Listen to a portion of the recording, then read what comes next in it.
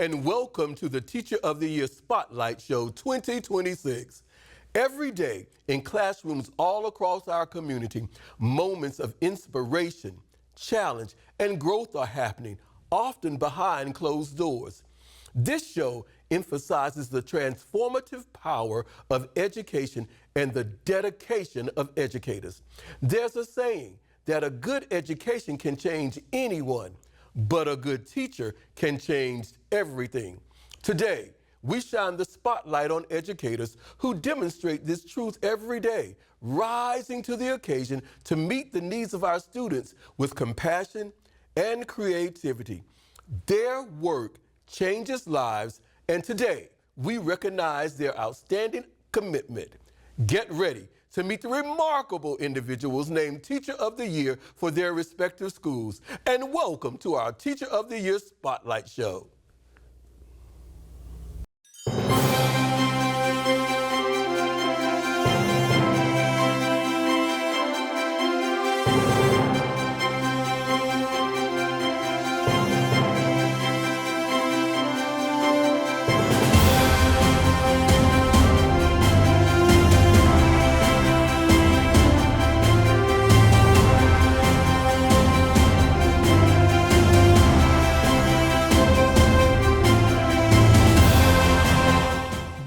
Excited to have with us at this time the wonderful Miss Christy Collins, who is the dynamic Teacher of the Year at Fairlawn Elementary School. Miss Collins, welcome to the show. Hi, thank you for having me. She's brought along Mr. Russell Ader, who is a fantastic principal there, and we're so proud to welcome you as well, Mr. Ader. Hi, Dr. Perry. Thank you for having me. So, Miss Collins, tell me, what did you make of being told that you were the Teacher of the Year for Fairlawn Elementary? It was such an honor. I was doing small group with my students when Mr. Ader and the team came in and presented it with the honor to me. And it was just, I felt so touched and honored to be recognized by my colleagues. Yeah. It's such a wonderful place. Yeah, great place, great place. I remember being there for a little while. Yes. So tell me, have you always known that you wanted to be a teacher? I have. I'm the youngest of 5 kids, so I had no little brothers or sisters to play with or bother me. And so from an early age, I developed a love for children. So when you think about the years that you have already been teaching, do you think that someone that was your teacher or a group of teachers influenced your behavior with your students? Absolutely. So actually both my parents were educators in St. Lucie County. So they influenced me because of many reasons, but also all of my teachers that were St. Lucie County public school teachers also did as well. They just provided me with so many loving experiences as well as fun learning experiences that really touched my heart, and I want to continue to do the same for my students. So am I hearing you say that you graduated from school here at St. Lucie Public Schools? I did. So I graduated from Lincoln Park Academy. Okay, okay. Well, we have to shout out LPA, okay? So Yes. we make sure that we get that in. Go Greyhounds, go Greyhounds, go Greyhounds. Great. Well, we're excited to have this chance to talk to you, but we're going to talk to Mr. Ader and ask him to briefly introduce yourself to our viewers since you're the new principal over at Fairlawn Elementary. That's right. So this is my first year at Fairlawn, and I absolutely love it. I spent a year last year at Westgate as an assistant principal, and I spent 8 years before that at St. Lucie West Centennial High School. And before that, I was a teacher in Broward County. I taught in Parkland for about 13, 14 years. Great. Well, we're so glad that you saw the light and you came on over to say that. Yes, sir. So, Ms. Collins, tell me, what is the most enjoyable part of teaching for you? The most enjoyable part for me is helping kids see that they can do hard things. When there's a challenging task for them and we're learning new concepts, it's not always going to be hard. The first couple steps are going to be hard. The first couple problems are going to be hard. But when they realize, wow, that was really hard and I now can do that, they realize that I can do hard things. And for me, that's the most enjoyable activities. So, Mr. Ader, yes, you have an opportunity to visit with Ms. Collins on a regular basis. I'm stopping by tomorrow and you take me to her class. Tell me, what is it that I might see, feel, experience? When you walk into Ms. Collins' class, you will see the entire class engaged, number one. The students hang on every word that she says. She works very well in small groups. She differentiates her instruction. She smiles, and she's firm. She's loving, and she's patient. She has all of the qualities that you would want for your own child.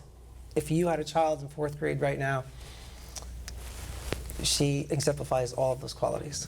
So, Ms. Collins, tell me, when we think about education today, we know there are many outside influences that bring challenges into the field.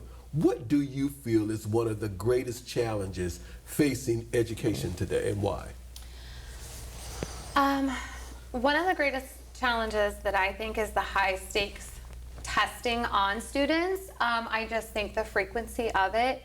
I feel like kids are still particular, like in elementary age. They're 5 to 10, 5 to 11 years old, and sometimes I think the stress that they feel from that can be hard on them. So it's about helping them work through that, seeing that confidence and through their practice is going to show on those tests. But I think sometimes just the amount of that at their age can be tough.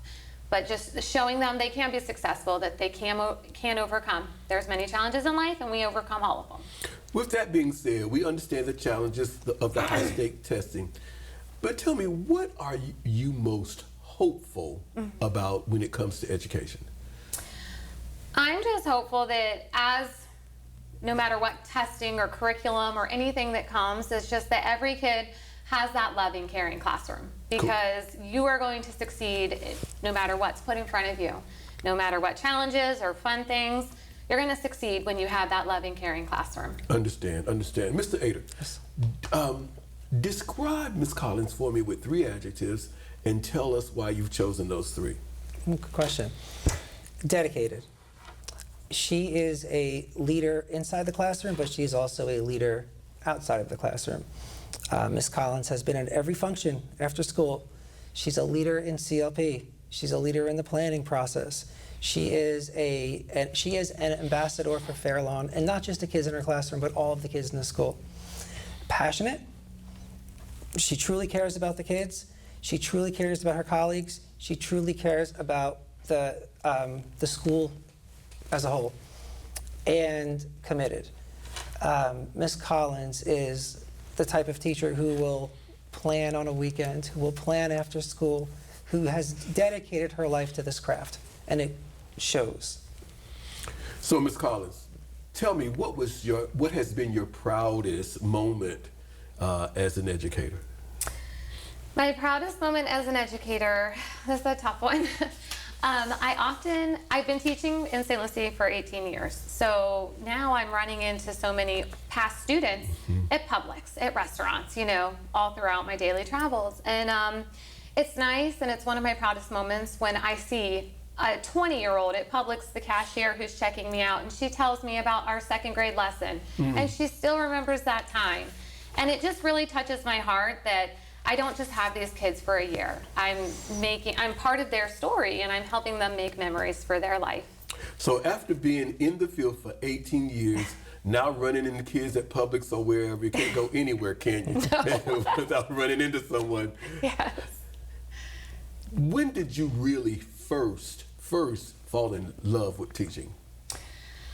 I would say in my student teaching experience, I was at FK Suite, and it was a 1st grade classroom. And I knew I had wanted to be a teacher, but that teacher during writing time, was teaching the 1st grade students to write full paragraphs, on-topic paragraphs. And I was blown away that these kids could do such wonderful writing. And I think for me, seeing that there is no limit for what kids can do, that as long as we set the expectation, model, and give them that structure to build from, their opportunities are limitless. And for me, I really love that. I could not wait to experience that and continue to experience that with kids. Mr. Ader, tell me, what makes Ms. Collins the perfect candidate for Teacher of the Year? I think what makes her the perfect candidate is kind of to piggyback off what she just said.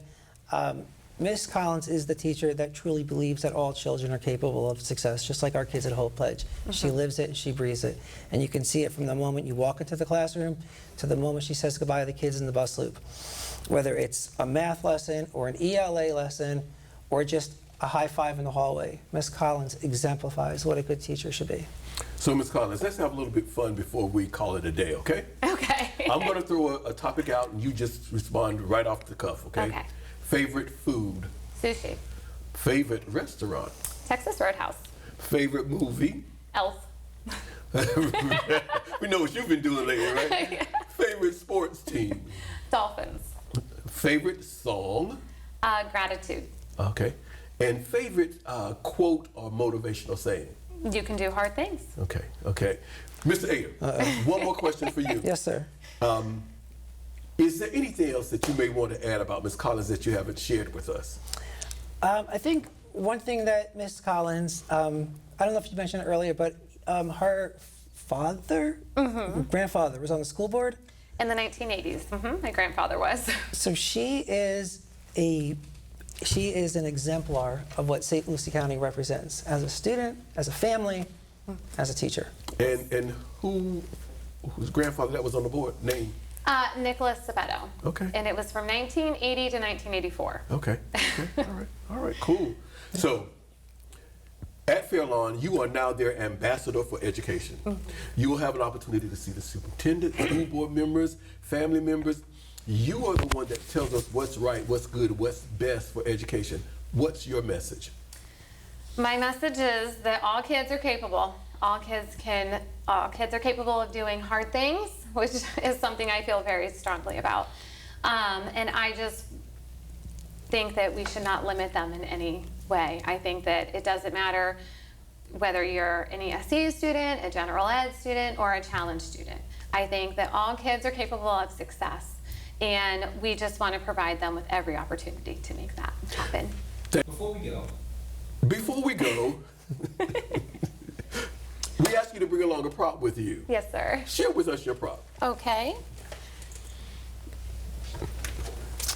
So I brought two props.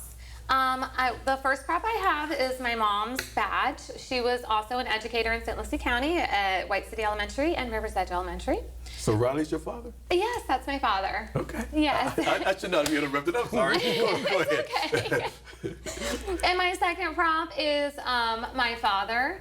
He was a long time ago in charge of the DARE program and then moved into a PE position at Rivers Edge Elementary before retiring. So this is a photograph of him with his dog. He actually had a narcotics dog through the sheriff's office, Rusty. And he brought Rusty into the schools. And so this was a newspaper article of that.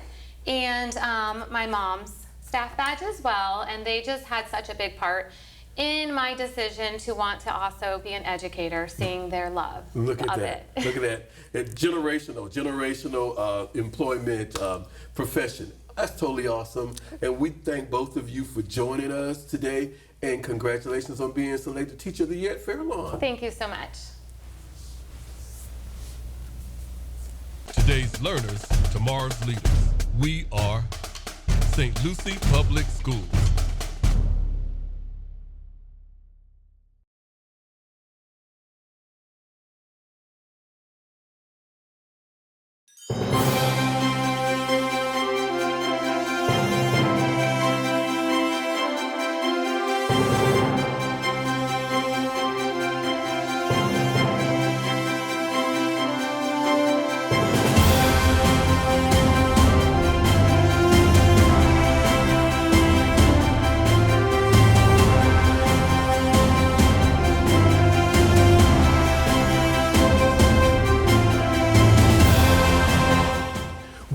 To welcome to our spotlight on teachers right now, Miss Genki Belishak, who is the wonderful Teacher of the Year at St. Lucie West Centennial High School. Welcome to the show. Thank you for having me. She's brought along the fantastic, brand new high school principal there, Miss Boria. Welcome to the show. Thank you for having me. We are so excited to have this chance to speak with administrators as well as Teacher of the Years because it gives us an opportunity to give our viewing audience a peek into our world and meet some of the dynamic professionals that we have working in the field here. With that being said, would you briefly introduce yourself to our viewers? My name is Christina Gedke-Balashak. I am the culinary director at St. Lucie West Centennial High School and lead instructor there. Actually, starting with schools, I am a product of St. Lucie County Schools. I went to Bayshore Elementary, Southern Oaks Middle School, and graduated from Fort Pierce Central. I went to Culinary Institute in West Palm and did 2 different degrees there, one for management, one for culinary arts. Worked in the food service industry for over a decade, and then came into teaching at Centennial and been there for 11 years now. Awesome, awesome.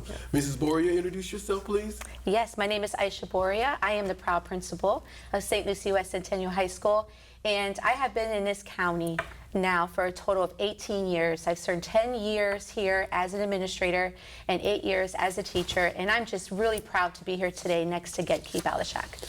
So, Ms. Balashak, tell me this. What did you make of the announcement when you found out that you were the Teacher of the Year for Centennial High? I had no idea what was going on. I was completely shocked, but it was great. When they walked in, I was actually, me? Are you sure? But because I never think about myself in getting awards or being out there, having my face on something or pictures. It's always my students. So I was very surprised. So you have made the transition from the business world to the education world. Tell me what that might have been like. So I graduated high school in 03. By October of 03, I was working at the Ritz-Carlton, which is one of the top restaurants and companies in the world, while I was going to the Florida Culinary Institute, which was my culinary college. So I got a call back right after I graduated from Central from the instructor at Centennial and said, we have a position opening for a teacher here. Would you like to come over? I said, absolutely not. I just graduated high school. I want to be in the industry. I've always wanted to be a chef. That's what I'm going to do. So fast forward, going through the whole, I did lots of different positions from dishwasher, line cook, and worked my way all the way up to a top chef in the kitchen. And 11 years later, I got the call from the same instructor that was at Centennial then. And we were talking about, my husband is also a chef. He got a job offer down here while I was in Orlando working at the Waldorf Astoria.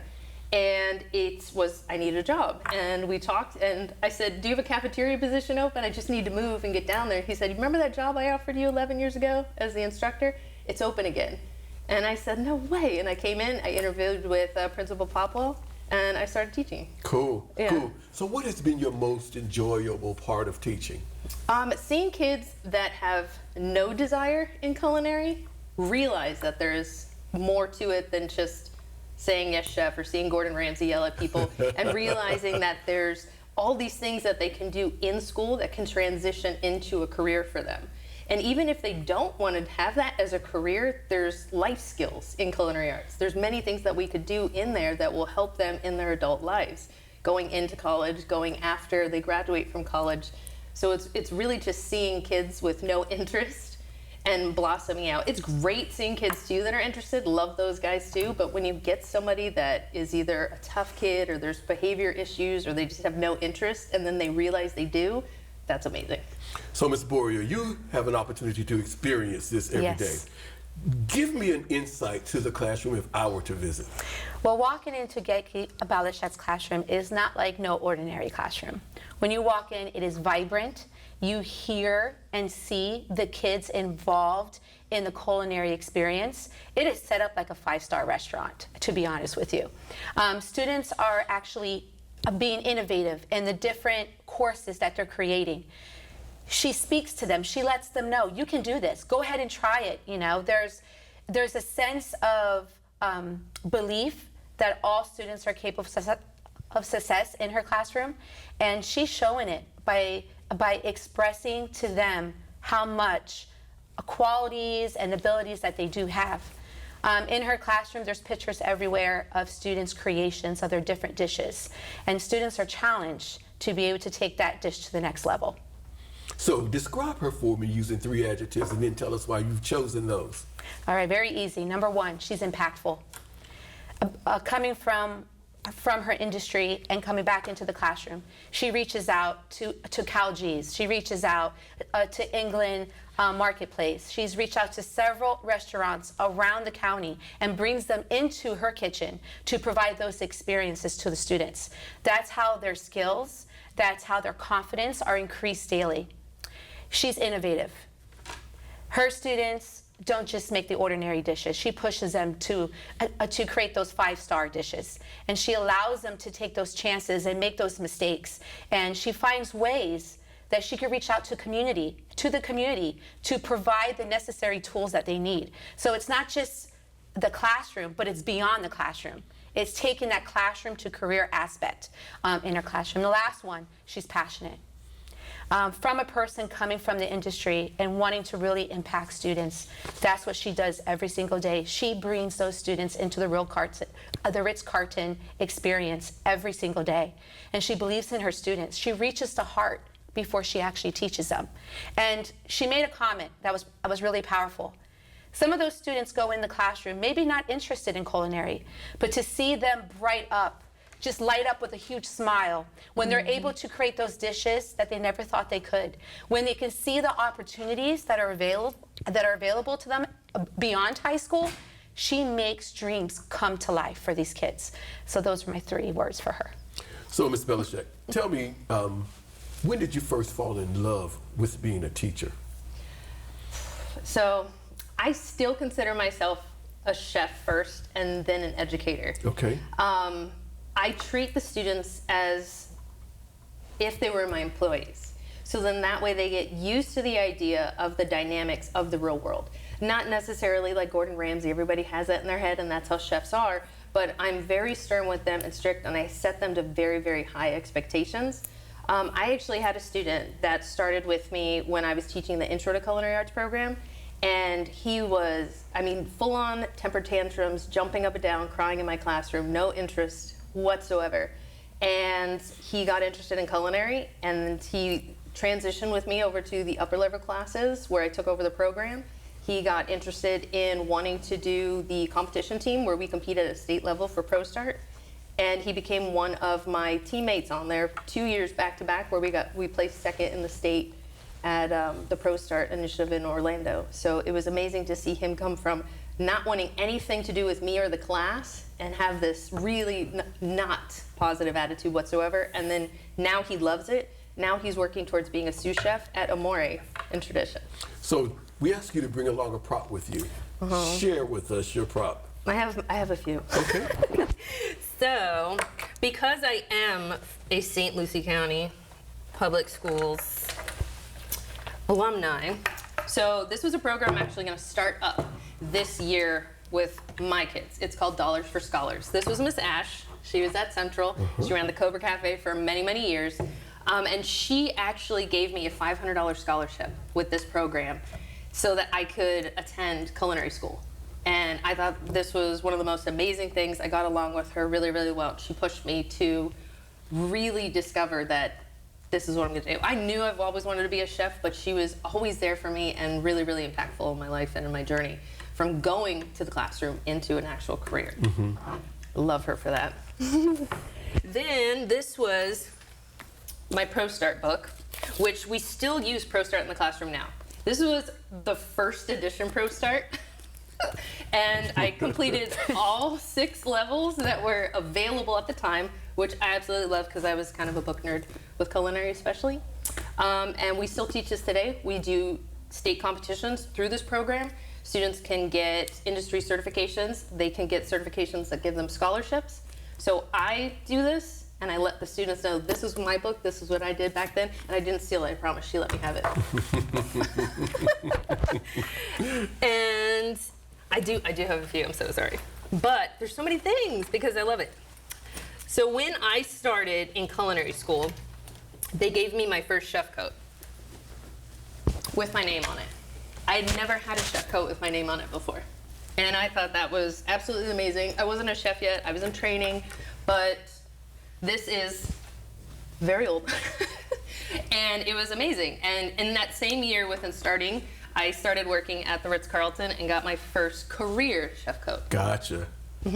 And within the first few months of working there, I was awarded one of their top awards at the Ritz-Carlton for being one of their amazing employees there. So, Awesome, awesome. careers to classroom. So, Mrs. Classroom Moria, career. tell me, is there anything else that you want to share about Ms. Gayke Belishek that you haven't shared?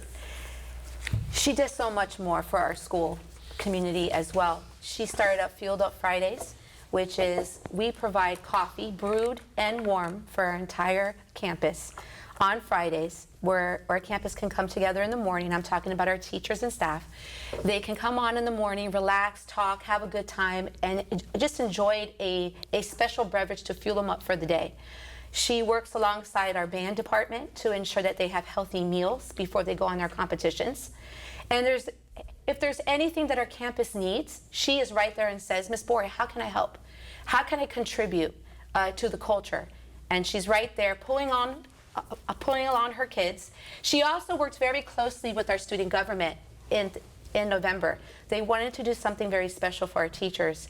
And so she reported to school 5 o'clock in the morning with the students and just really prepared coffee, donuts, just to show the teachers they appreciate them. And it was an idea from our students. So it's not just the culinary world, but how can culinary help the rest of the school? She is a perfect example of our St. Lucie County philosophy, classroom to careers, with 100% pass rate on the industry certification assessments, and then giving our students the opportunity to take their careers to the next level. She is the perfect candidate for Teacher of the Year for not only St. Lucie County, but to go beyond to the state level. So let's close it out. I have been given the authority to grant you one wish for education. One wish for education. One wish. What would that one wish be? For education. To start incorporating culinary arts in the middle schools and elementary schools. Whether it's commercial arts or it's something that they can learn about different things earlier on, so we can get them to realize how important food is, and they could heal their bodies, or they could heal their family, or just know different things about food. Even something basic, boiling water, so that they can make pasta. If they start younger, it's just going to help them as they're an adult. There's so many adults that I meet that can't do a lot of that, and it's just something that it's a really important life skill. And it started off earlier. Get them in elementary school, middle school. Thank you both for joining us and letting us highlight you. And congratulations on being Centennial's Teacher of the Year. Thank you so much. I appreciate it. Thank you for having us. Yes.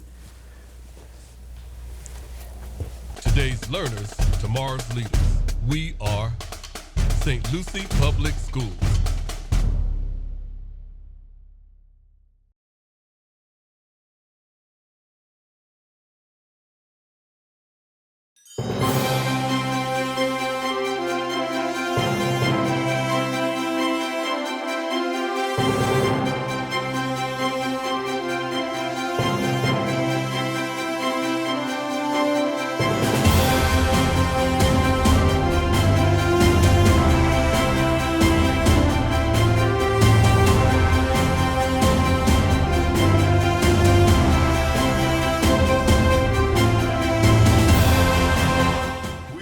At this time to welcome to our Teacher of the Year Spotlight Celebration Show, Ms. Maureen Davis, who's the wonderful Teacher of the Year over at Southern Oaks Middle School. Welcome. Thank you for having me. She's brought along with her the very dynamic principal there, Mr. Henry Santabria. Welcome, my friend. Welcome, welcome. Thank you very much for having us today. Well, we're excited because this gives us an opportunity to introduce just some of the fantastic educators that work in the system to our regular viewing public. Ms. Davis, with that being said, would you briefly introduce yourself to our viewers? Sure. My name is Maureen Davis. I've been at Southern Oaks for 22 years. I started out as a science teacher, and I've taught pre-algebra, I've taught history. I'm now a conduct counselor, a dean. I've been a dean for the last 8 years, and there's no place I would rather be than at Southern Oaks Middle School. Awesome. Mr. Santabria, introduce yourself for us, please. Well, I am Henry Santabria, the proud principal of Southern Oaks Middle School. I have been in St. Lucie Public Schools for over 21 years. I was basically born and raised here in my educational professional experience, and so I'm just delighted and happy to say that this is the place to be. Awesome, awesome. So, Ms. Davis, tell me, what was it like when you first found out that you were selected Southern Oaks Teacher of the Year? So I was shocked, honestly, because you don't think of deans, most people don't think of deans as teachers. So I work with a wonderful group of teachers, educators that are by and far the best I've ever worked with. And for them to have chosen me, it just meant the world to me. So you told me that you've been a science teacher, math teacher, the dean. Have you always known that you wanted to be an educator? No. I actually was in the United States Army, and I was a combat medic, and one of my duty stations was pediatric. And I knew I enjoyed working with the kids, but it was tough. It was tough working with ill students, ill children. So when I got out of the military, I thought, I still want to work with kids. What could I do to make a difference? And education was the thing. That's what I wanted to do. So once I hit that road running, I haven't looked back. So tell me, what's the most enjoyable part of teaching for you? The students. I love seeing their faces when they get something, when they come out of a classroom and they're like, Dean Davis, I got it, I understood. Or, they come to you and they say, I'm having an issue, can you help me? That's the best part of teaching, just being there for the kids, just being there. So, Mrs. Sanabria, we know that Ms. Davis is a conduct counselor, dean, and she has to work with many different students. Tell me what a typical day might be like, or what you see her doing when she's working with students. Well, she's always on the go, and that's kind of my little tagline that I use for her, Mo on the go, Mo on the go, because it's nonstop from the time she hits the campus first thing in the morning. She's usually one of the first people on the campus, and she makes her rounds, stops by, visits, says hi. We debrief on a couple of things, and then she's off and running. And by the time the kids are on the campus, she's in the cafeteria, making sure they're getting fed, doing what they need, doing what they need to do before they get sent to their classes. So it's a constant, on the go thing for Mo. I'm serious, and we all know that deans are very busy. They are very busy, but Mo just doesn't stop there. Dean Davis just doesn't stop with dean stuff. She is the department chair for the science department, and so she's either counseling with a student or in a CLP. And then when she's done with CLPs, she's counseling more students or picking up students or working with students, and then maybe even working with teachers. So it's a constant on-the-go thing for Mo. So describe her for me using 3 adjectives and tell me why those 3. Well, I'll start with attentive. Dean Davis has what I refer to as an attentive ear. She's a good listener. She will listen without saying anything, and then the wheels start churning. And if you know Mo, you can tell when they're churning, and then she goes from there.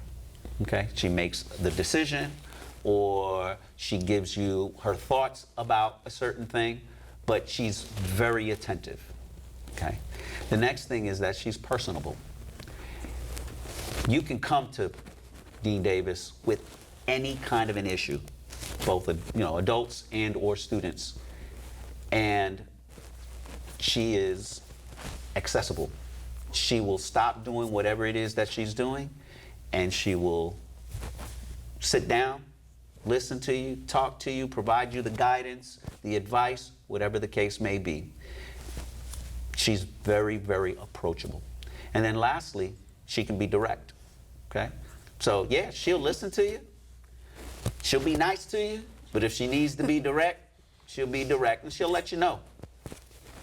Right off the cuff, this is how it is, okay? She doesn't hold anything back, she'll give it to you straight. And that goes a long way. So Dean, over 20 years in education, What do you think is one of the most pressing challenges, one of the greatest challenges that we're facing today in education?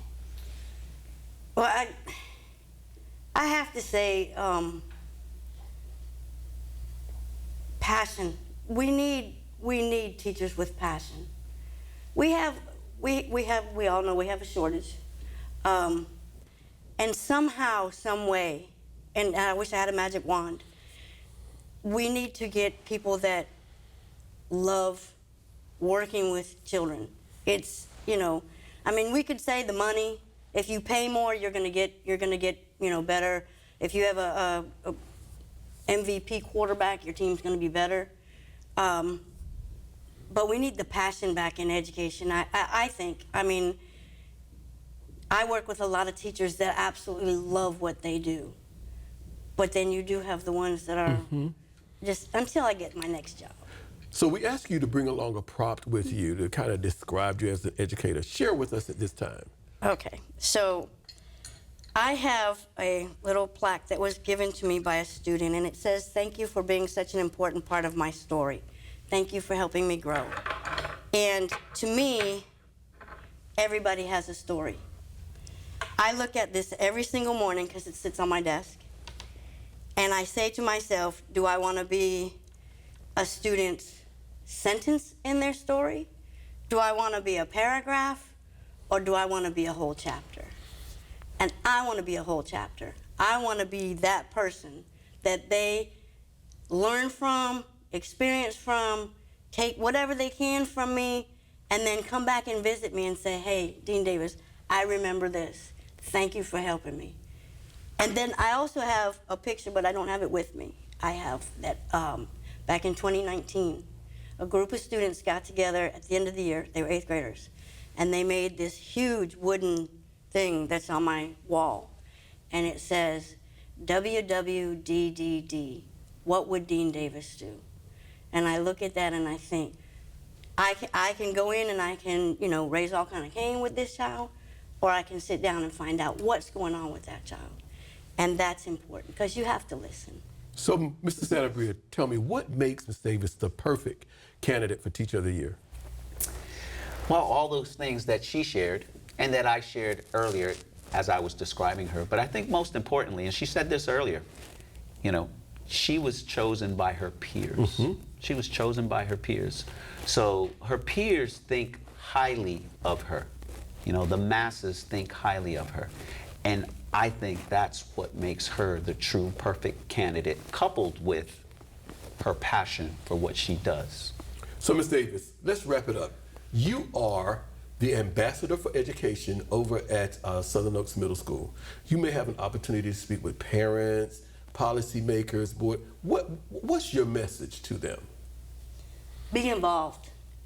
Get involved with the children, get involved with the teachers and staff. Teachers and staff get involved with the parents. It doesn't take much to contact somebody. And just be there. These kids need us. They need us to grow. They need us, we need them. Thank you both for joining us on the show today, and congratulations on your selection as Southern Oaks Teacher of the Year. Thank you, sir. Today's learners, tomorrow's leaders. We are St. Lucie Public Schools.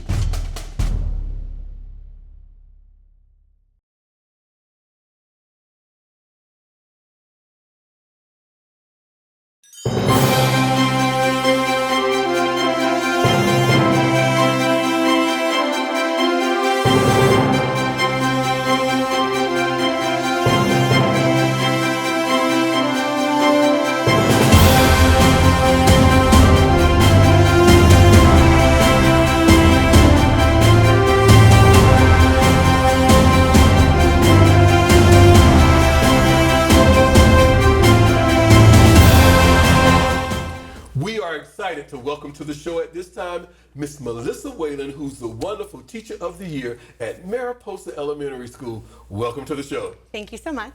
She's brought along a dear friend of ours, the fantastic principal at Mariposa, Miss Brooke Wigington. welcome. Thanks for having us. So we're excited to have this opportunity to talk with Teacher of the Years because it lets us introduce them to our viewing audience. But we're going to jump right in. Why don't you tell our viewers just a little bit about yourself, a little bit of your bio, your background? Well, this is my 28th year working for St. Lucie County, and it is my 20th year teaching in the classroom. I went to college at Florida Atlantic University for undergrad and the American College of Education for my master's degree. Cool, cool. Ms. Wigington, same thing, please. I am in my 21st year in the county. I love this county. It's fabulous. They do a great job here. And then I am in my 11th year as a principal, and with being the proud principal at Mariposa for my 4th year now. So. All right. So tell me, what was it like when you first found out that you were Mariposa's Teacher of the Year? I was so surprised and so thankful and filled with gratitude that my colleagues chose me to represent them for this honor. Cool, cool. It's something special when they choose you. Absolutely. So, have you always known that you wanted to be a teacher? Absolutely. From a very young age. It was always in my heart, and I wanted to grow up and be a teacher, just like the influences I had, wonderful influences I had growing up. Share with us some of those influences, and if you kind of think you patterned some of your behaviors after them. Absolutely. Starting in kindergarten with Mrs. Curran, she was amazing, really made an impact at a young age, all throughout my elementary years, even through high school. I had amazing teachers, Miss Hannon in high school. They went above and beyond really to make a difference and make learning fun and exciting, and to tell me that there's an opportunity to, when you're a teacher, you can guide your students to do anything they want.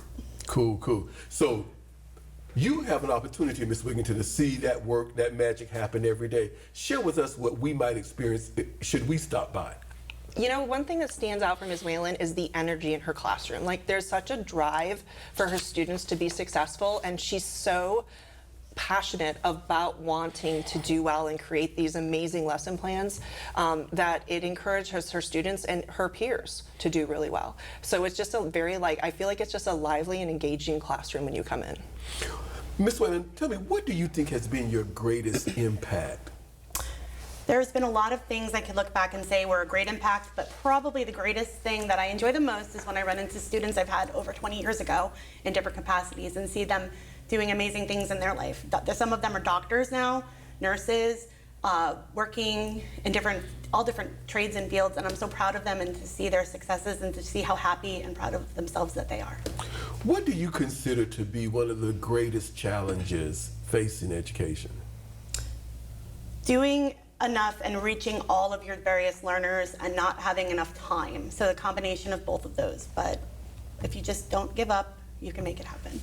So, Ms. Wigington, describe Ms. Wigington for me with 3 adjectives and share with us why you've chosen those 3. First would be dedicated. She's really dedicated to her students, her success as a teacher, but also to Mariposa success. The next I would say is supportive. She's very supportive of her peers. She helps facilitate our CLPs for her grade group, and she also really wants to support our families and helping our families help their students be successful. And last I would say is creative, and I'm saying that again because she has a very creative approach to her instruction and how she meets the needs of her students, but also how she supports the culture at the school. Ms. Whalen, what advice would you give to a parent to help them ensure that their child is successful? Be open, listen to your child, and never give up. Ask for help when you need to, and know that we're always here as teachers to support them and their child's learning. Being the Teacher of the Year, you're also the role model. What advice would you give to a brand new teacher? Never give up. Stay consistent. Know that you can do this, and we're always here to support you. We ask you to bring along with you a prop that kind of describes you as an educator. Share with us at this time. So I brought this light, and it actually represents 2 things. Obviously, it flashes and it lights up, and I like to be a light for my learners, my students, to show them that they can find their way, but also to show them that they have a light within them to find their gifts and to hone in on their talents and where they can go. So, Ms. Wigington, what makes Ms. Whalen the perfect candidate for Teacher of the Year? Gosh, It's hard to surmise it into, a few sentences, but I would say, her peers do recognize her for all she does on the campus. She's very committed to her students, and you could hear her say about supporting parents and the students learning. She is about supporting each student's individual growth in her second grade classroom, and that's why she gets the results she does every year, is because she really tries to figure out where her students are, meet those needs, and then challenge them to grow. You mentioned about being involved, Ms. Wigington, on campus. We know that to be selected Teacher of the Year, you just don't hang out in your room. You've got to be all over the place. Share with us some of those things that we might find Ms. Whalen involved in. Well, Ms. Whalen's very involved at Mariposa. So I would say she's on our Sunshine, she is coordinator for our Sunshine Committee, so she does a lot of our social events and really engages in creating that culture to get our teachers together. She's on our faculty council, she's our grade chair. She sits on a lot of different committees and supports us. Safety, she's very involved in PBIS. I don't think there's an area on campus where she hasn't had a touch or been involved with. So I have been granted the ability to grant you one wish for education. What's your wish? Unlimited budget. Tell me more. With that unlimited budget, you could get all the support, supplies and things for the students, get whatever they need, whatever the families need, and more. Ms. Wigington, coming back to you, I hear Ms. Whalen talk, but if I ask you to hashtag her, what would your hashtag be? Hashtag passion for teaching. She says she's taught for 20 years. She's got a lot of potential that she could do something else if she chose to outside the classroom, but she's in that classroom and she loves it. Every day she comes in and she's excited about what she's doing with her kids in the room. There's so much passion and drive from her. It leads into all the success she has in her room. So let's have a little bit of fun. I'm going to throw out a phrase and you give me your first response. Okay. Favorite food? Sushi. Favorite restaurant? Sushi Naya. Favorite movie? The Greatest Showman. Good show. Very good. Good show. Very good. Favorite sports team? New York Yankees. Favorite song? Don't Stop Believin' by Journey. Oh yeah. You reached back. You reached way back. And maybe a favorite quote or motivational saying. I can do all things through Christ who strengthens me. I understand. That is in my heart every day. I understand. We've enjoyed having this opportunity to speak with both of you. We're going to wrap it up, I think, this way. Tell our viewers what inspires you. What inspires me most is to be a light and to be there for my friends, family, and of course my students in all aspects of my life. Well, we're so glad that you let your light shine at Mariposa and that you're doing the wonderful work on campus, not only for your students, but for the entire community at large. Thank you both for joining us, and congratulations on being Mariposa's Teacher of the Year. Thank you so much. Thank you. Today's learners, tomorrow's leaders. We are St. Lucie Public Schools.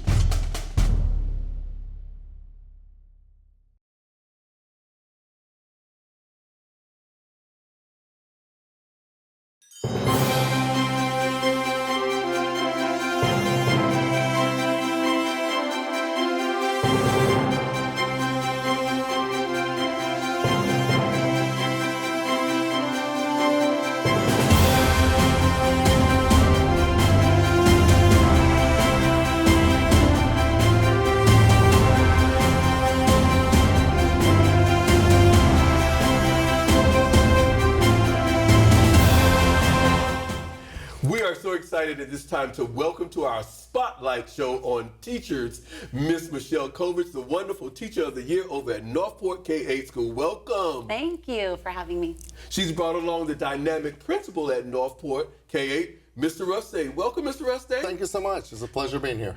I'm so excited to have this opportunity to speak with you since we go way back.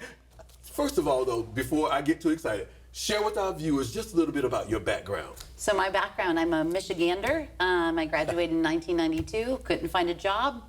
Interviewed over the phone for Okeechobee County, drove out there and didn't know where I was going, where I was staying. Best 5 years of my life. Then I transferred over to St. Lucie County, been a teacher for 32 years now. Wow. Wow, 32 years. 32. A lifetime. Yes. Mr. Ruste, would you do the same? This is my 34th, I've been, They run together, don't yes, they? I do. This is my 17th year at Northport. I love being here in St. Lucie County, my 34th year in St. Lucie County, and I am thrilled that Ms. Kovich is our Teacher of the Year. With that said, Ms. Kovich, tell us, what did you make of finding out that you were Northport's Teacher of the Year? I was honored, to be honest. Right now, I'm a support facilitator. I feel like that position kind of is in the back. You don't see us as much. We're in the classrooms, but I was truly honored because I work with fabulous people. There's amazing. Everybody could be a Teacher of the Year at Northport. So you told us how many great years that you've been an educator. Have you always known you wanted to be a teacher? No, actually, I first wanted to be a veterinarian. Hence, I have 7 animals at the house. It really took for me my junior high school principal. Mm-hmm. I had a hard upbringing, and he saved me. And that's when I knew I needed to save children too. Save children also because he saved you. So when you think about how you work with children, do you think there's someone that influenced you and that you pattern your behavior out? And it could be someone or multiple people. Share with us. Most definitely. It goes back to that principal, Gary Doyle. I'm still in contact with him. He met me every day in the morning, asked how my day was. He just saw me for who I was. I was struggling. I had no hope. I came from a really hard family, and he was there, and that's what made the difference for me. Cool, cool. So, Mr. Rusty, you have the opportunity to watch Ms. Kovich work with staff and students on a regular basis. I dropped by. Tell me what I might experience. Well, it's almost what she just described her assistant principal did for her, she does for our children daily. The children seek her out. The children are constantly, Ms. Kovich, and she is their shining light. She is the one that many of them will seek out and say, hey, Ms. Kovich, I need this, I need XYZ. Ms. Kovich it might not have XYZ, but she definitely has a solution for them. And she loves her children with a passion, and she will do anything for her children and our children. Now, I'm going to stretch you because it's hard for you to talk about yourself. But Ms. Kovich, tell me, what makes you a good teacher? My relationships with children. I think that's where it starts. Like Mr. Rusty said, I have an open door policy. I feed kids, I clothe kids, I counsel kids, I parent kids, I guide. It's more than that. Like, it's more than the teaching aspect of it. When did you first fall in love with teaching? My very first day, when I started back in 1994. I just knew that was the passion. I saw the look in these kids' eyes, and I just knew that I could inspire them to be and whoever they wanted to be, overcome any obstacle that they faced. Because like I said, myself growing up, I had so many obstacles as a young child. So, Mr. Rusty, describe Ms. Kovich for me with 3 adjectives and tell me why we've chosen those 3. Wow. Again, there's some easy ones like passionate, loving, caring. But when you really dig down to it, it's her enthusiasm for kids. Passion just has to come back up because she does have a passion for children, and she has a passion for seeing them succeed and doing whatever she can do to make sure that they are successful. But then, again, it comes down to the love of the kids. She absolutely loves her kids. She absolutely would do anything for her kids.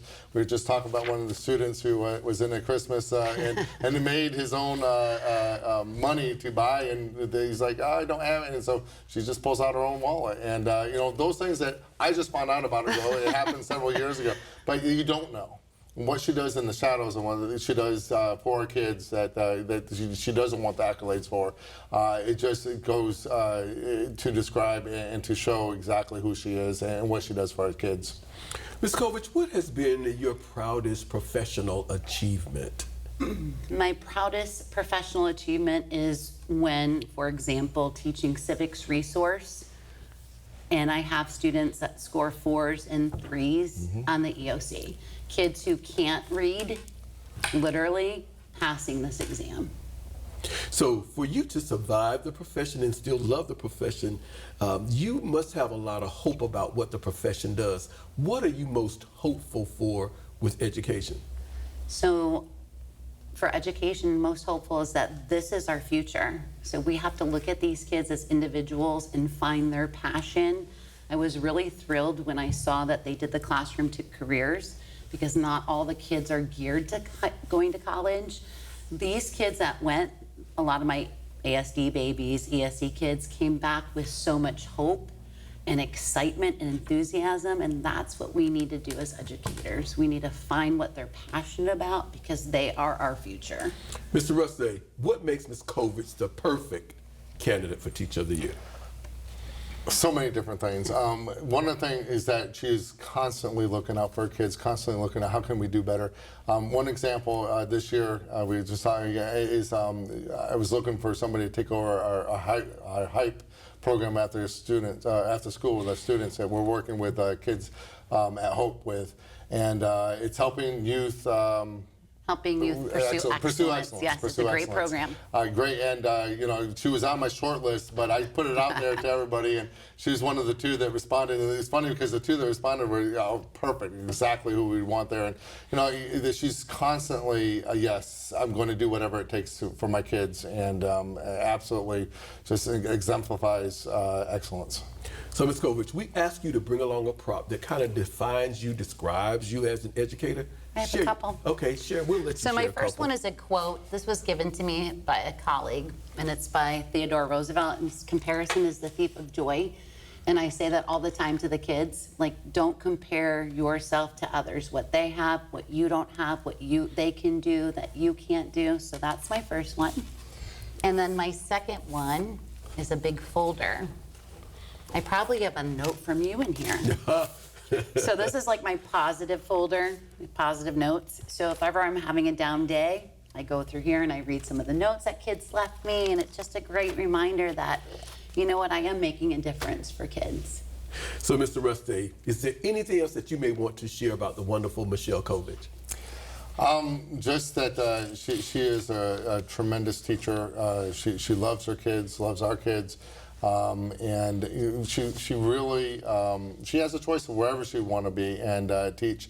And she chose St. Lucie County, she chose Northport, she chose our kids because she loves being that positive light and getting the students that were, like she described earlier, that were very hard to reach or have a hard background or don't have, the deck is stacked against them, and getting them hope and giving them, you know, the tools to be successful. And again, I'm thrilled that she stays with me every year, and she does have a little bit of a drive to get to me. But and for our kids, that she is who she is for our children. So, Ms. Cole, as the Teacher of the Year at Northport, you are automatically their ambassador for education. We look for you to sell the school, to talk about what education and what's right, what's good. So the superintendent is coming, and he's going to come visit you with the board members. What's your message? My message is all students are capable of success, no exception. No matter what they bring to the table, if you are a great educator, if you have passion, if you build relationships with kids, they will perform for you. Awesome. Mr. Rusty, Ms. Kovich, thank you both for joining us. Thank you. Congratulations on being Teacher of the Year at Northport. Pleasure to see you. Thank you for the opportunity. Thank you. Yes. Today's learners, tomorrow's leaders. We are St. Lucie Public Schools.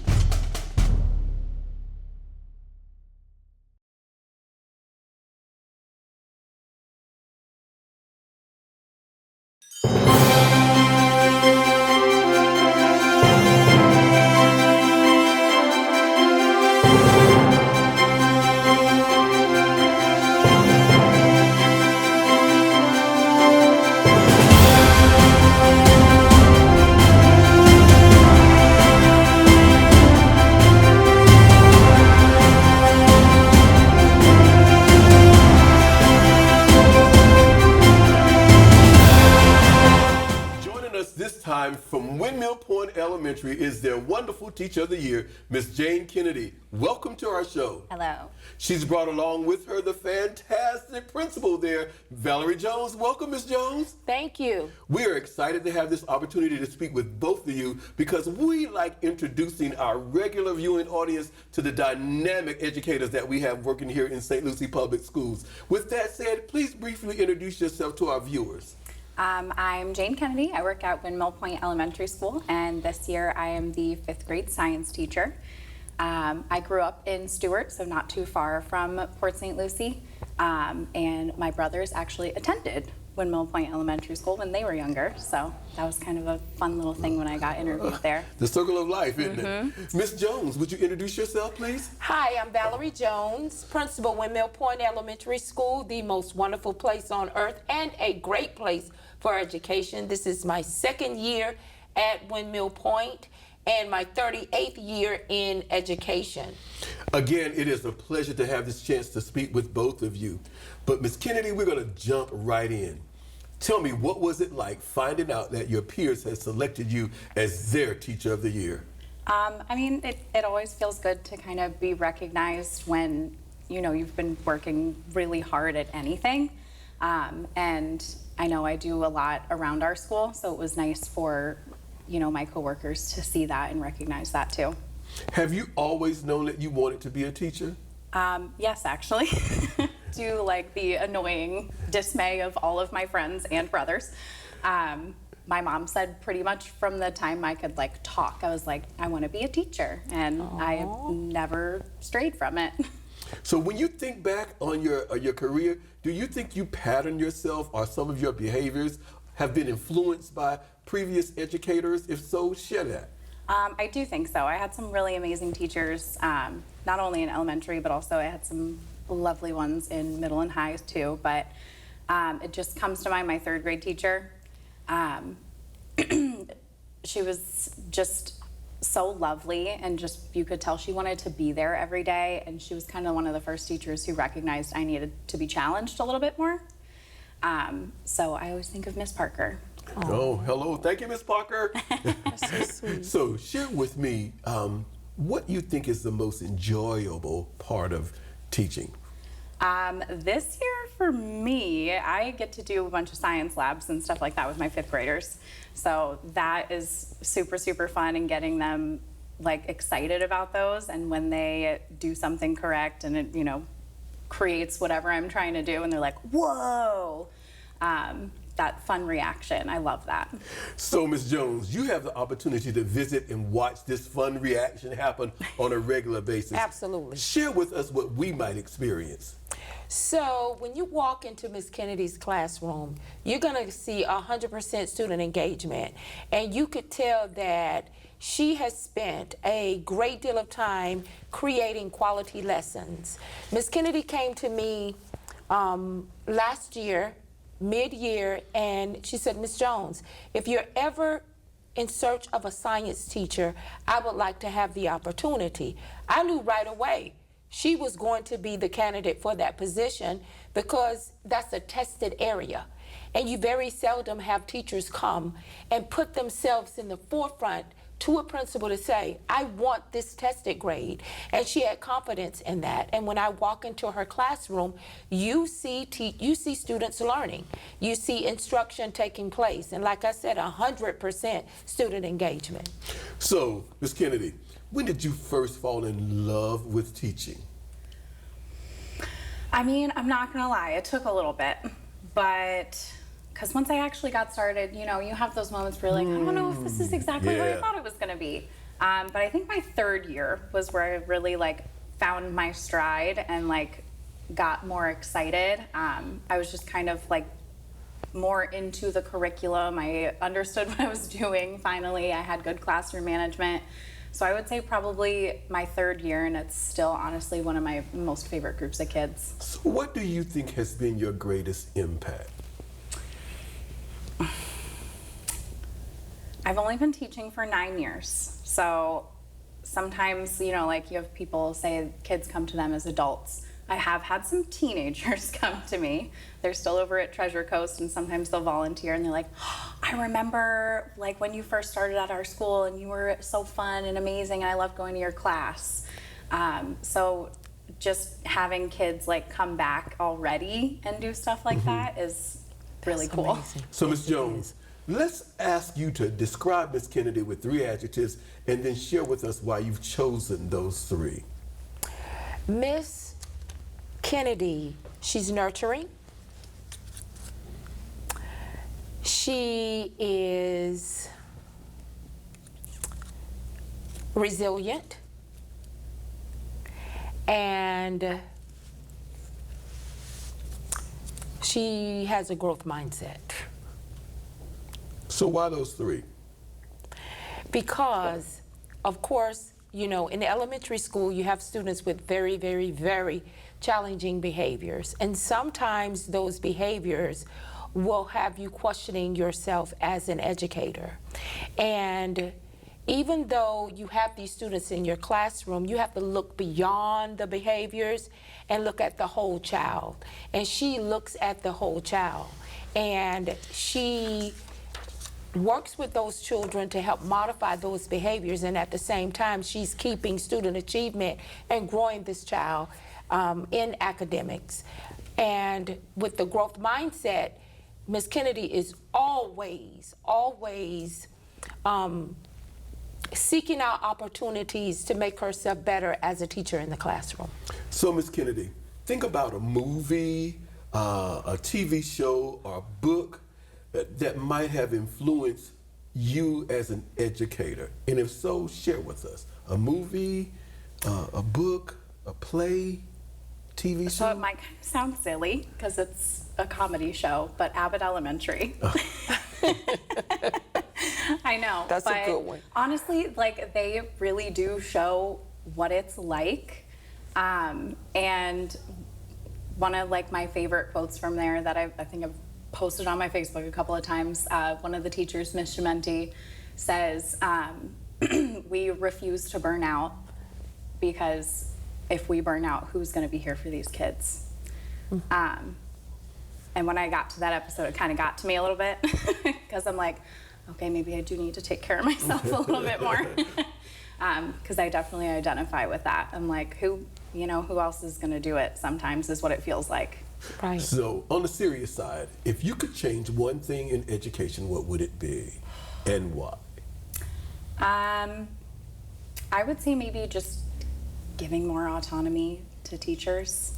Every educator I know knows what they're doing. We love these kids, we know these kids, and sometimes we don't always get to do the things that we would like to do. So a little bit more trust in the teachers, which I feel my principal has in me. Absolutely. But sometimes she has to follow certain rules as well. Of course, we all do. So we ask you to bring along a prop that kind of shares who you really are. Your course. Share your prop with us at this time, please. I brought a picture of my babies. They kind of remind me that not only do I have a student in my classroom, but I have someone's child. Mm-hmm. Awesome. So I always kind of think of how would I want a teacher to talk to my child? Mm-hmm. How would I want a teacher to recognize something in my child? Because at the end of the day, that's what they are. They Yes. are someone's child. Yes. And I want to make sure that, they get the education that they deserve no matter what it is that they're doing when they come into my room. So I think of these guys all the time. So, Ms. Jones, tell us what makes Ms. Kennedy the perfect candidate for Teacher of the Year? Miss Kennedy makes the perfect candidate for Teacher of the Year is because she is a true educator in every sense of the word. She is going to participate in the total program of an organization. She also, as for me, coming into Port St. Lucie and Windmill Point, Miss Kennedy has helped support my vision in sustaining and creating a culture and a climate that supports full academic student achievement. So, Ms. Kennedy, we're going to wrap it up. You are the ambassador for education at Windmill Point Elementary. What's your message should you have an opportunity to communicate to the profession, to the public? What's your message? I think it goes back to what I was saying with my prop, that every single child deserves an opportunity to learn, and all of us should be putting in our all to make that happen. Again, no matter what they're doing in the classroom, we need to make sure that they're seen, heard, taken care of, and get to learn something. Cool, cool. Ms. Jones, Ms. Kennedy, thank you so very much for joining us, and congratulations on being Windmill Point's Teacher of the Year. Thank you. Thank you, Dr. Perry. Thank you. Today's learners, tomorrow's leaders. We are St. Lucie Public Schools.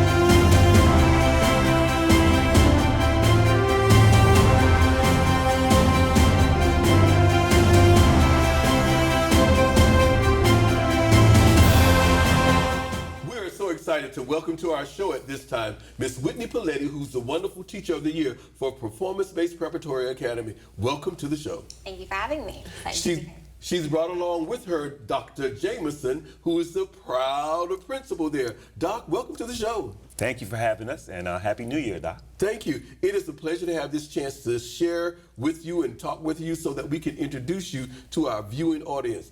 So briefly share with us a little bit about your background. So this is my third year teaching. I have worked at or taught at Performance-Based. This is my second year. My first year I was at a middle school teaching math for 6th, 7th, and 8th grade. And I'm now the support facilitator specialist at Performance-Based High School. Great. Dr. Jameson, same thing, please. Good afternoon once again. Dr. Art Jameson, principal at Performance-Based Prep. This is my 4th year at Performance-Based. I'm a proud UCF graduate. Go Knights. Thank you, Doc. I have no comeback for you on that one, Dr. Jameson. So, share with us what it was like when you first found out that you had been selected a Teacher of the Year. I was very excited. I always am excited to share what I do for a living because it's something that I love to do. I love teaching, and to be recognized as, of all things, Teacher of the Year was, of course, something that touched me greatly to my heart. So, have you always known that you wanted to be an educator? Yes, I believe I was probably in 5th grade when I really thought of actually a job and a career. At that point it wasn't a career, but definitely what do I want to do, because my mother's a teacher. So I would see her come home and she was always in a good mood. And I had a 5th grade teacher that I really, really loved. And I think that's when it started spinning, the wheel started spinning. So what do you find to be the most enjoyable part of teaching? I love, now that I'm at high school, I love seeing the students realize that, you know, they're not just at school to be there every day. When they, and to show up and whatnot, when they can actually see the future and the graduation, and they just, like, you see that shift where they can now see, like, all these, you know, 12, 13 years of their life that they've spent is all coming down to these last few months, and it's all coming together. So, Dr. Jameson, you have an opportunity to see Ms. Paletti at work every day. Mm-hmm. Share with us what we might see should we visit. Okay, so from two aspects, Ms. Paletti, affects our school. So just going back in time, last year when Ms. Paletti came to Performance-Based, she was our math teacher. And she was our testing math teacher. So she was solely in charge of getting our students ready to take the state and national tests in order for them to earn their high school diploma. And she did an outstanding job getting those students to get the minimum scores that they need. So outstanding that we had our highest graduation rate ever last year. When it came to math, I know that she single-handedly had about 84 or 83% of her students that actually met the math score that they needed. She transitioned into a different position this year. She is our ESE support specialist. But one thing about Ms. Paletti, she knows that it's all hands on deck at Performance Base, and so she still lends a hand in teaching math with our current math teacher, and so she's mentoring him and also teaching, co-teaching with him, and then also pulling small groups. So she still has her hand in math, which is something essential that we need at Performance Base. Ms. Paletti, when did you first fall in love with teaching?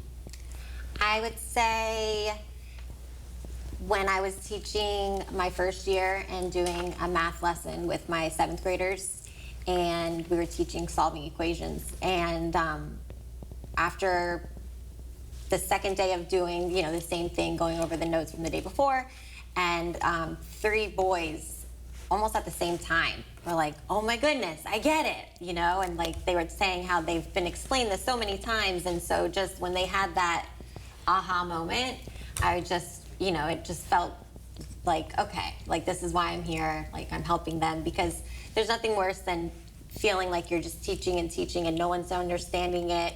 Like you never want to have that feeling. So when the 3 of them, and then, slowly like everybody was understanding it, and we were all able to do it, and it was just awesome just to feel like I helped him understand that, or them understand that. What do you consider to be one of the greatest challenges facing education?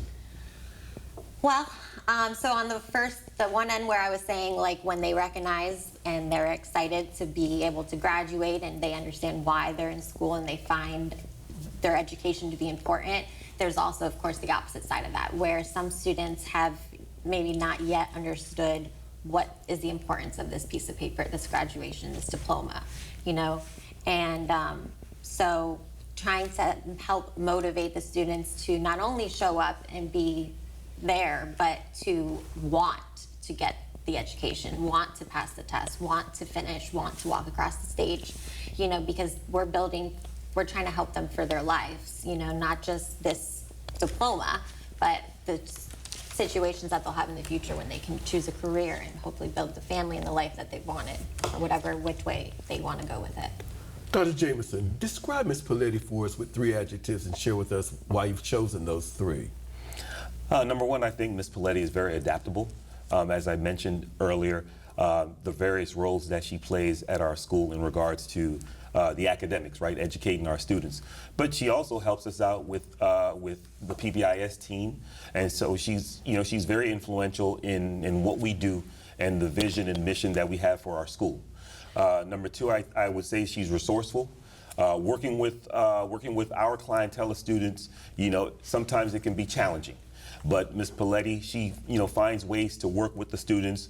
She finds ways to reach those students, and it shows with the data that she's produced in the past. And we expect that same for this year and the future. And last but not least, I think she's inspiring, right?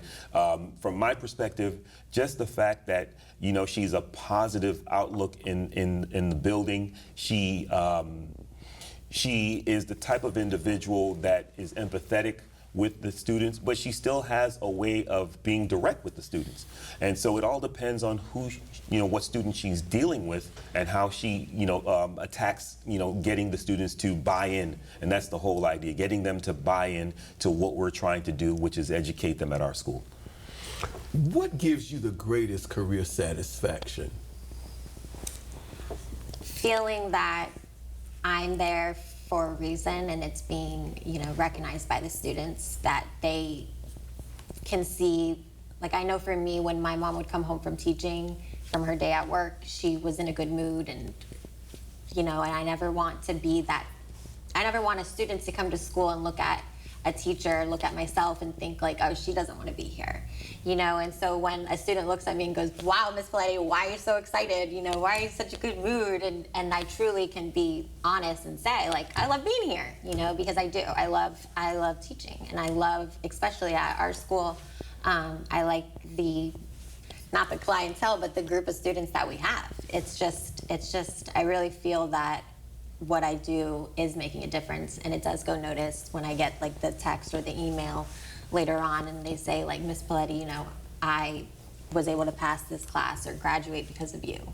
And that's the point. You know, that's why I'm here. Dr. Jameson, what makes Ms. Paletti the perfect candidate for Teacher of the Year? I think when it comes to what she does on a daily basis, once again, she really helps with our vision and mission of trying to get all kids to succeed. What she brings to the table each and every day with her personality, with her drive, and working with our students, you can't put a price on it. And I think that's part of the reason why we're doing so well and continuing to move on that upward trajectory when it comes to our achievement, student achievement at our school. And so for that reason, you know, I think that makes her the Teacher of the Year for our county. So let's wrap it up, Ms. Paletti. I've been given the opportunity to grant you one wish for education. What would that wish be and why? Wow. Okay. Gosh, I would say one wish for education. One wish. That's a hard one. I didn't even.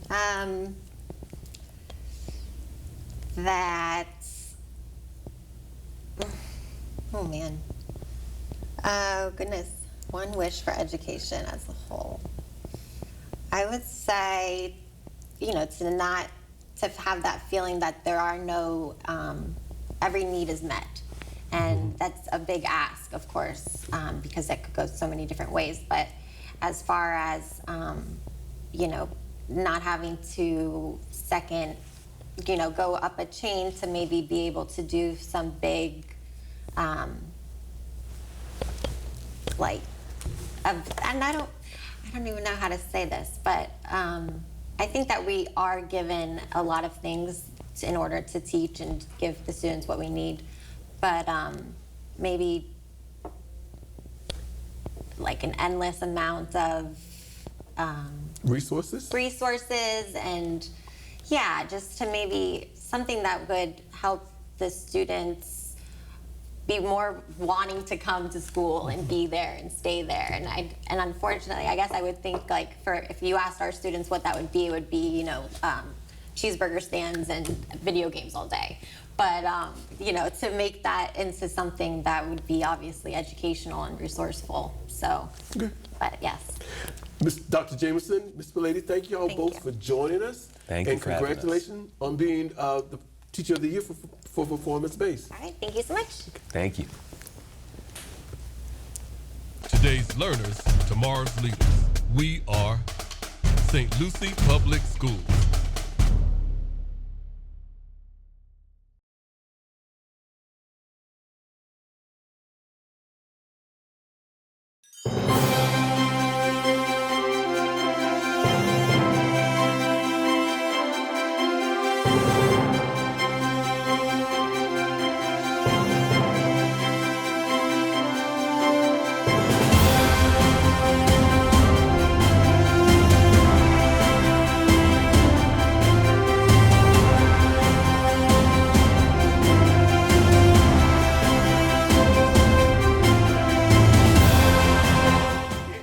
Pleasure to welcome to our Teacher of the Year Spotlight Show the wonderful Miss Kaya Martin, who is the awesome Teacher of the Year over at Samuel S. Gaines Academy. Welcome to our show. Thank you. She's brought along with her the dynamic principal there, Mr. Keith Davis. Mr. Davis, welcome. Hello, how are you? All is well. Thank you both for joining us. We are so excited to be able to celebrate you and to introduce you to some of our regular viewers as the Teacher of the Year for Samuel S. Gaines Academy. Do me a favor, briefly introduce yourself to our viewers. Well, my name is Kaya Martin. I work at Samuel Gaines Academy. I've had the lovely pleasure of being able to work there for about 11 years. While in that position, I have taught an elementary resource and moved on up to middle school science, 6th through 8th grade. Awesome, awesome. Mr. Davis, would you do the same, please? Yes, my name is Keith Davis. I am the proud principal of Samuel Gaines Academy of Emerging Technologies. Second year as an A school. Love to be the wonderful, we like to call ourselves the excellence of standard. Well, Again, to both of you, welcome to the show. Let's jump right in. Ms. Martin, tell me, what did you make of being told that you were the Teacher of the Year for Gaines Academy? I was very shocked, surprised. I know we have so many wonderful teachers out there who do great things, so to be selected, it was an honor. So, have you always known that you wanted to be a teacher? I have. Ever since I was a child, I've grown up in a house full of educators, stemming from my grandmother who worked at Garden City as a reading interventionist, my mother who worked at Garden City as a librarian, and now she's over at Cass. My aunt also works in the system. Just a family full of educators. So, when you think about your plight as an educator, do you think you pattern yourself after those family members or any other educators that you might have had along the way? I do. I think one of the main reasons that I went into the education field is because of starting off with my grandmother. Just growing up and being around her when she was teaching, I saw how students, they were very engaged, and she just had this caring nature about her, caring demeanor. So students were willing to open up to her if they were struggling or needed any assistance with anything. What do you find is one of the most enjoyable parts of teaching for you? Oh, that's a tough one since there's so many things. One thing that I really enjoy is the smiles on students' faces once they finally understand a concept that they may have been struggling with for a while. So just to see them have that aha moment is what brings a smile to my face. Mr. Davis, you're at Samuel Gaines every day with Kaya Martin. Share with me what I might experience should I drop in on her class. Okay, so Kaya, Ms. Martin, she has a wonderful way with her students, first of all. We are a Leader in Me school, and with that we practice the 7 habits of Covey highly effective students, highly effective learners. So it's very interesting because with Ms. Martin, she starts her day off every day with stating something regarding the habits, whether it's thinking when first, all these different things that occur. Oftentimes her whole mantle is more like being able to use your voice, which is interesting because she is a very strong silent leader. And so when you go into her class, I like to call her the aha teacher. She's teaching 8th grade science, and students are she's able to connect previous standards from 6th grade, 7th grade, and just tie them right into what they need to learn now. But not only that, it's also that social, I like to say that whole social piece of academics. She makes sure they understand how to be leaders on campus. So it transcends just the whole academic piece. And so she's just bringing everything into a nice little presentation for the students. So describe her for me, Mr. Davis, with 3 adjectives, and tell me why you've chosen those 3. Okay. Ms. Martin is very accommodating. She meets the students where they are. And it's not only the students, it's even staff members. If there's something, she knows how to say the right thing at the right time so it's palatable and people can take it with her. She's also adaptable. When she has to change whatever it is that she needs to share whatever information out, she understands the scenario at first, she thinks thoroughly through, and she thinks about all the different outcomes that would take place. And I would probably say the main piece is her being assiduous. She is determined to have the whole long haul of being selective and being careful and just making sure the task is pretty much done. It's dogmatic. It's there. So, Ms. Martin, hearing all of that, when did you first fall in love with teaching? When I was in elementary school, I would say. In elementary school, I attended Garden City with my mother and my grandmother, and as stated before, just being in the classroom with my grandmother, seeing how she interacted with students, as well as being around my mother and saw how she was interacting with students as well, that just gave me the passion to want to be able to follow in their footsteps also. I wanted to be able to make a difference in another individual's lives as I saw that they were making. What do you find to be one of the most pressing, greatest challenges for education today? Just ensuring that each student has an equal opportunity to education. Just making sure that with every child, they all have a different way of learning. So just wanting to make sure that I meet the needs of every individual. So, Mr. Davis, what makes Kaya Martin the perfect candidate for Teacher of the Year? I believe it would be, number one, just being adaptable, being able to communicate well with others.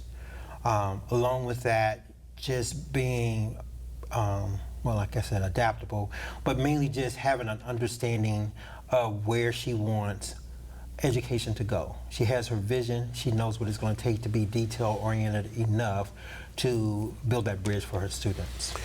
So, Ms. Martin, what inspires you? What inspires me are my students.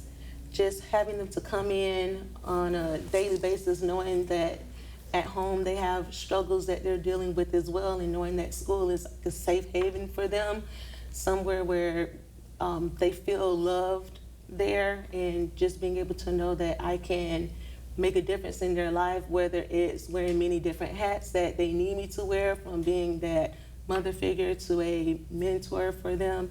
So I do it for the kids. We ask you to bring along a prop with you that kind of describes you as an educator. Share with us at this time, please. My prop is actually something that can be worn, which is my watch. Of course, it symbolizes time, and with that, to me, it's a reminder that it takes time to build a foundation that students need. It takes time for students to grasp certain concepts, especially since they have different learning needs. It also represents evolution for me as well, because with the smartwatch, it has to go through different updates, and that makes me realize that I too have to evolve with my students. I have to accommodate their needs as well. So, Mr. Davis, is there anything else that you want to share with us about the wonderful Miss Kaya Martin before we close out? I'd like to say that Ms. Martin represents, we like to call it a hashtag type thing, which would be, her thing would probably be like a hashtag silent leadership. Because we do those practice habits of those 7 habits, and she wants her students to have voice. It's very interesting because she's very reserved, but how she inspires her students to use their voice. And voice sometimes doesn't have to be the sound. It could just be communicated in another way. So that's just something that we as a school have kind of embraced, with just, you know, how to be reserved, but you still have to make sure your points are being made. So that's one of her strengths. So your last question as we close out, Ms. Martin. At Samuel Gaines, you are their ambassador for education. Many visitors stop by to see the wonderful work that's going on your campus, and you might be called upon to share with visitors. Could be board members, could be the student. What's your message to them about education? I would say that with education, we just have to keep in mind that learning does not stop at graduating, at a graduation. It is a lifelong journey for our students. And with that being said, we as educators have the ability to empower our students to be successful future leaders in the end. And it all starts with kindergarten, that basic step when we are learning or teaching them how to write and how to have a voice of their own. So I know you're homegrown, and we have to give this shout out to the high school that you graduated from. So please share that before we close out. Westwood. Once a Panther, always a Panther. Congratulations on your selection as Samuel Gaines Teacher of the Year. Mr. Davis is a Central grad, so he didn't get that Panther connection, but it's okay. Mr. Davis, thank you too for joining us, and best wishes as you move forward. Thank you. Today's learners, tomorrow's leaders. We are St. Lucie Public Schools.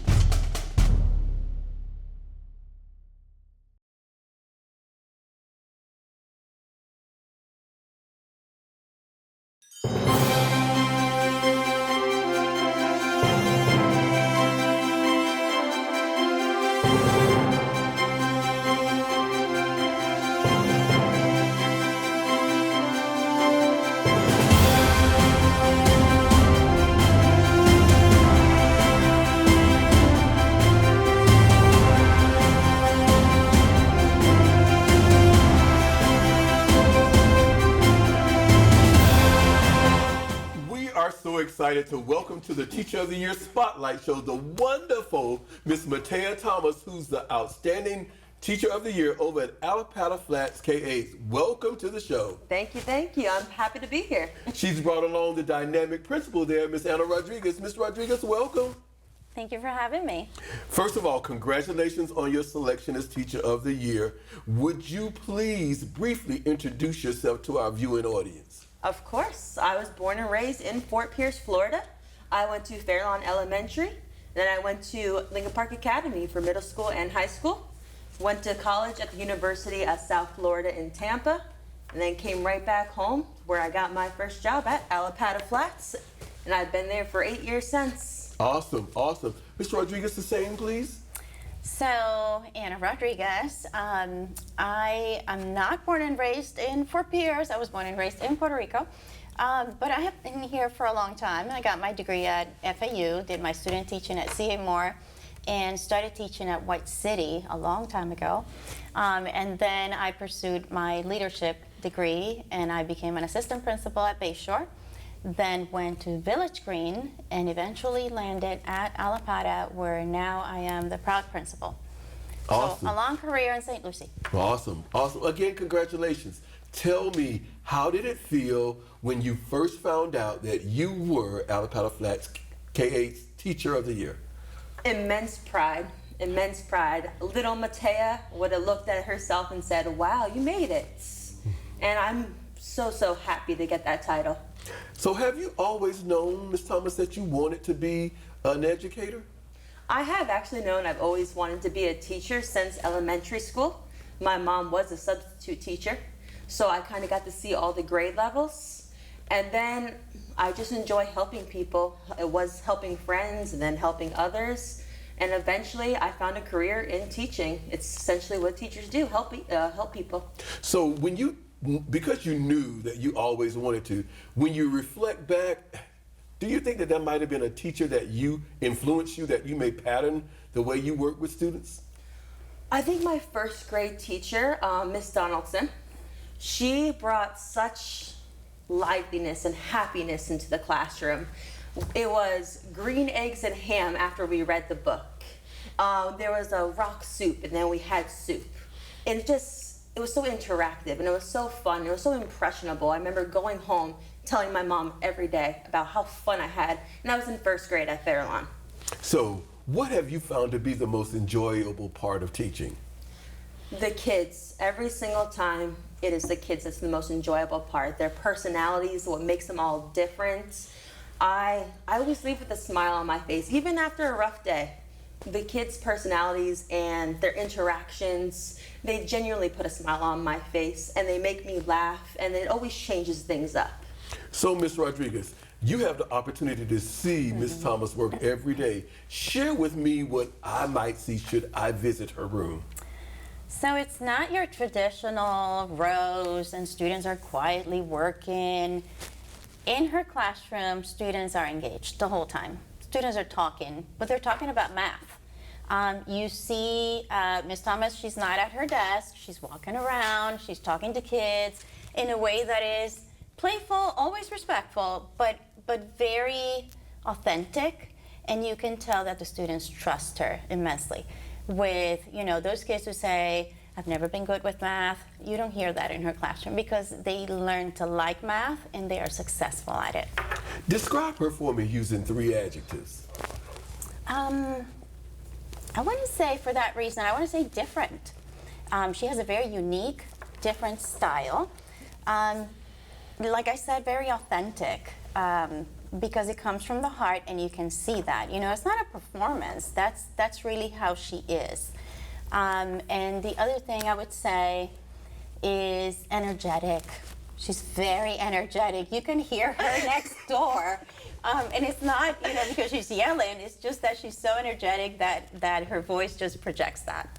So let's have a little bit of fun before we go on, Ms. Thomas. I'm going to throw out a phrase and you give me the first thing that comes to mind. All right. Favorite food? Ooh, street tacos. Ooh, street tacos. That's very specific. It is. Okay. Favorite restaurant? Longhorn Steakhouse. Favorite movie? The Curious Case of Benjamin Button. Favorite sports team? Unfortunately, the Miami Dolphins. I'm not going to say anything. Favorite song? I'm a bit of a Swiftie, so I have to go All Too Well, the 10-minute version. Oh, the long version. A long version. Favorite quote or motivational saying? It is by an anonymous person, but there's something along the lines of, it doesn't cost anything to help others. So we ask you to bring along with you a prop that kind of describes who you are as an educator. Share with us at this time. Of course. I actually brought this. It is not math related whatsoever. However, this was the very first drawing a student gave to me. And it actually stemmed from a conversation we had, and we came to the realization that we had a mutual interest in a TV show. So a few days later, I actually found this drawing on my desk. And looking at that now, this simple drawing shows me how important it is to build relationships with kids. It doesn't always have to be academics we talk with. I like to talk about personal stuff, about favorite shows, favorite sports, because that way I want to build those relationships to where they're not just a student, they're also a person, and I want to see that personal side of them as well. So what do you consider to be the greatest challenge facing education today? I do think the biggest challenge is all the diverse needs that need to be met in a single 55-minute class period in the classroom. We have about 20 or so kids in one period, and each one of those kids have a unique challenge to face, whether it's an academic challenge, such as achievement gaps, math anxiety, low confidence in math, or it could be something on more of a social emotional level, or even something that's outside of the school that's affecting them behaviorally. So there's a lot of different challenges that need to be met to ensure that they're successful, not just academically, but also as a person. We want to make sure they grow as a person as well. Ms. Rodriguez, what makes Ms. Thomas the perfect candidate for Teacher of the Year? I think her strength is definitely building the relationships, like she just explained, so I'm not surprised that that's your answer. I think that she represents teachers well. From what I see at our school, teachers love her, they look up to her, they come to her for advice. They know that if they need her, she's there. So she's a great teacher in the classroom, she's also phenomenal outside the classroom. So that influences not just her students in math, but everybody school-wide. Ms. Thomas, what's your proudest professional achievement? I still remember the first year of my teaching. I started with a lower classes, so not the advanced classes, the round 1s and 2s. And when the scores came out, I felt a little, I wasn't sure what to see. I was like, why aren't they 4s, 5s? I tried my hardest. But we sat down and Ms. Rodriguez explained to me learning gains. And we saw how many students made those learning gains. And it blew my mind because I will be honest, when I was in school, I was a 4 or 5 student in math. So the fact that I got to see those learning gains and say, okay, well that student was a low 1, but they became a high 1 at the end of the year.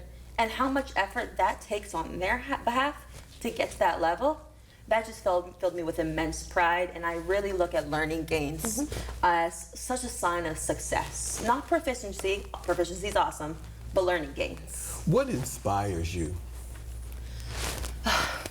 I would say a lot of things. I would say to teach, the kids inspire me. Those are the future generation. Those are the kids that are going to take care of me when I'm older. And I want to see them become the best versions of themselves. I have them in middle school. They're still learning about themselves. They're still learning about the world around them. But if I can be a minimal and somewhat impactful influence on them, and then they can take that with them to high school, to college, to their future, I'll feel like that made me inspired to be a teacher, inspired to actually be the one that's there for them. So, Ms. Rodriguez, is there anything else that you want to share about the wonderful Ms. Matea Thomas that we haven't talked about already? Well, she was recently recognized by WPBF, and she was nominated by someone. I'm not sure who it was, but it was a beautiful nomination that spoke to everything she does in the classroom, how much detail she puts into lessons, those connections with kids, a friend and a colleague to everybody else. So all around, just a wonderful teacher to have in your staff. So, Ms. Thomas, let's wrap it up. I have been granted the ability to give you one wish for education. What's your wish? More resources for the students, so whether it be human resources, that are more helping hands in the classroom, whether it's more websites or more manipulatives. More time would be wonderful, but I don't think you can change the days, the amount of hours, but just more resources to help these kids thrive, because we all know they have the potential to thrive and be successful. Ms. Thomas, Ms. Rodriguez, thank you for joining us. Congratulations on being Allapattah's Thank you. Teacher of the Year. I appreciate that. Thank you. Thank you. Yes. Wow, what an amazing show. Now, this show was about celebrating the mentors who inspire, motivate, and support our students to become better individuals. Our special program honors those who shape the future. Teachers. Teachers bring enthusiasm, passion, and nurturing to their students, making a difference in ways they may not even realize. This show was our way of pulling back the curtain to honor those who have gone above and beyond the call of duty, those whose dedication and commitment to the teaching profession deserves our highest praise. This show is our thank you to teachers for their selfless service and to say, job well done. Thank you for joining us as we honor the educators who light the way for a better tomorrow. Today's learners, tomorrow's leaders. We are St. Lucie Public Schools.